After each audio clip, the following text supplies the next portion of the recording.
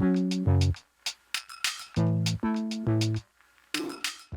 right, Jonathan, we made our way over here to the Marsh driving range. Before we get into a couple etiquette things, let's go with one of the simplest tips, one of the most, time-old kind of things that helps the golfer the most. Yeah.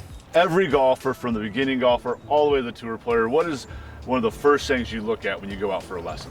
Yeah, a lot of people, they first come to me and they don't really have a set pattern of a ball flight. So my goal right away is to, teach them how to have one ball flight right away. Sometimes they fade it, sometimes they draw it, sometimes they slice it and hook it. So once I can start to establish one ball flight, whatever that is, then the thing that I think is broken most often when people practice is how to practice their aim and their alignment. And then they fix the wrong things. So a couple things we like to do for aim and alignment, you have the good old alignment rod. So every stand we have on the range has them, and if not, we'll get some.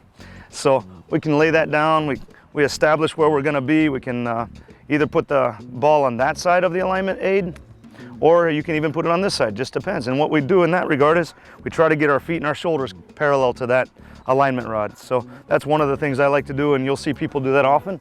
The other way I like to use the alignment rod is in using a post and alignment rod in front of us as well. And it's a lot easier many times to aim at something close rather than something far. So you get set to something much closer, it's a little easier to get those lines matching up the way we want. So those are a couple little tips to help your alignment, and I think that'll really make a difference in your golf. Yeah, that last part was really important. Jack Nicklaus, obviously, arguably now with Tiger, the best player of all time. He always looked at something immediately in front of him. Yep. He didn't try to aim at something way out there. He picked something in front of him. So a great tip there. One thing we also want our members to know is, and we get questions about this a lot, is the divot patterns we take on the driving range. Right here we have two different examples of divot patterns. We got the one where you've taken out the entire square like this, which a lot of us were taught to do up north. Yep. Up north the grass grows up, Yep. and here it crawls. So I believe that you were talking to one of the superintendents the other day, and they said for every row of divots, it takes 2 weeks to heal, to crawl over. So this is a 6 to 8 week period for this to heal.